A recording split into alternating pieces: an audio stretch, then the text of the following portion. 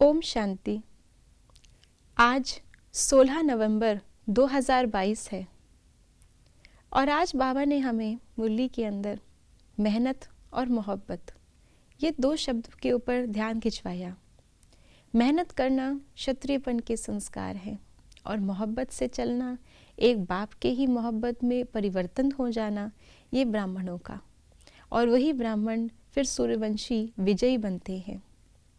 तो विजयी बनने के लिए कौन सी बातें ज़रूरी है, आइए जानते हैं आज के बाबा के अव्यक्त इशारों से। ब्राह्मणों की नेचुरल नेचर सदा सर्व प्राप्ति की है, अर्थात ब्राह्मणों के आदि अनादि संस्कार विजय के हैं, संपन्न बनने के हैं। पश्चाताप के संस्कार ब्राह्मणों के नहीं, यह क्षत्रियपन के संस्कार है। सूर्यवंशी सदा सर्व प्राप्ति संपन्न स्वरूप है। आज बाबा ने फिर से एक बार हमें हमारे आदि और अनादि स्वरूप की स्मृति दिलाई है।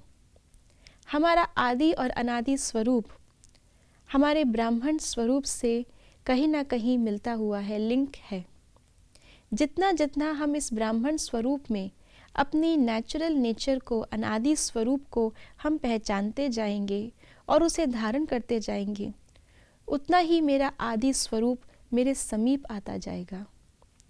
जैसे हमारे ब्राह्मण संस्कार के अंत के संस्कार होंगे, तो वही ब्राह्मण जीवन के अंत के संस्कार आदि के संस्कार बन जाएंगे।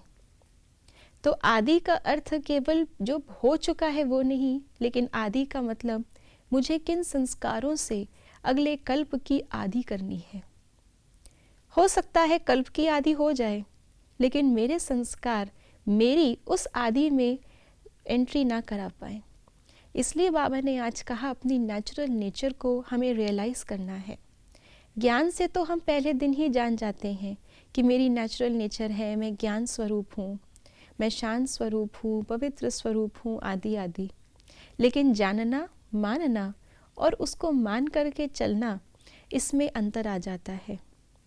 आज बाबा ने कहा कि यदि हम अपनी इस नेचुरल नेचर को ब्राह्मण जीवन में अपना पाएं और अपनी ब्राह्मण और अनादि नेचर को एक कर पाएं, तो सर्व प्राप्ति स्वरूप बन जाएंगे। क्योंकि बाबा से हमें यही प्राप्तियां होनी है। जैसे रेडियो होता है, रेडियो में आपने जिस फ्रीक्वेंसी को ट्यून किया, वही रेडियो स्टेशन पे चल रहे गीत आप सुन पाएंगे। रेडियो स्टेशन तो हमेशा सारी फ्रीक्वेंसी भेज रहा है, लेकिन आपका रिसीवर ट्यून्ड होना चाहिए। तो जैसे ही हम इन संस्कारों को अपने ब्राह्मण जीवन की नेचुरल नेचर बनाते हैं, बाबा से ये सर्व प्राप्तियाँ मुझे सहज ऑटोमेटिक प्राप्त होती रहती हैं।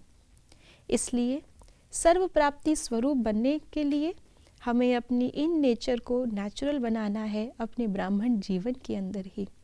तभी हम विजयी बन पाएंगे, तभी हम कल्प के आदि में अपने आदि संस्कारों के साथ शामिल हो पाएंगे।